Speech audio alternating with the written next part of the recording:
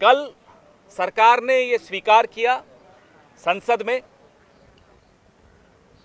कि चीन स्थित AIIB Asian infrastructure investment bank से सरकार ने मई 8 को $500 मिलियन का पहला इंस्टॉलमेंट ली लोन की और 19 जून को $750 मिलियन की दूसरी किश्त ली।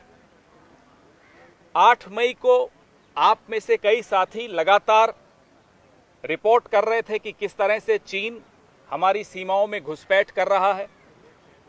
19 जून तक आते आते तो हमारे 20 वीर जवान शहीद भी हो चुके थे।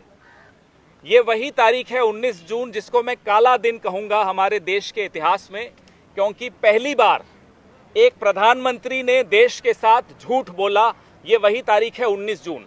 ना केवल चीन को 19 जून को प्रधानमंत्री ने क्लीन चिट दी, बल्कि 19 जून को चीन स्थित बीजिंग स्थित एशियन इंफ्रास्ट्रक्चर इन्वेस्टमेंट बैंक से पैसे भी लिए। ये इस सरकार का ढोंग आपके सामने है कि किस तरह से आप एक तरफ तो कहते हैं कि हम आर्थिक रूप से भी चीन से रिश्ते समाप्त करना चाहते हैं, ट्रेडर एसोसिएशंस को कहते हैं कि भाई चीन का सामान बॉयकॉट करो।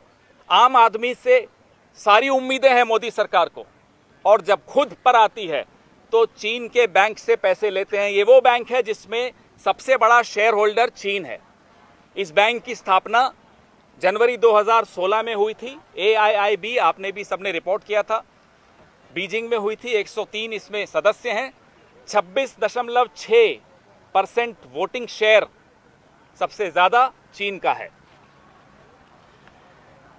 तो जयशंकर जी जब कहते हैं कि बिजनेस एज यूजुअल नहीं हो सकता अब चीन के साथ, हम उनसे ये जानना चाहते हैं क्या आज भी वो इस बात पर अडिग हैं, और अगर वो इस बात पर अडिग हैं तो ये business as usual Modi ji क्यों कर रहे हैं चीन के साथ? क्या दबाव है मोदी जी पर?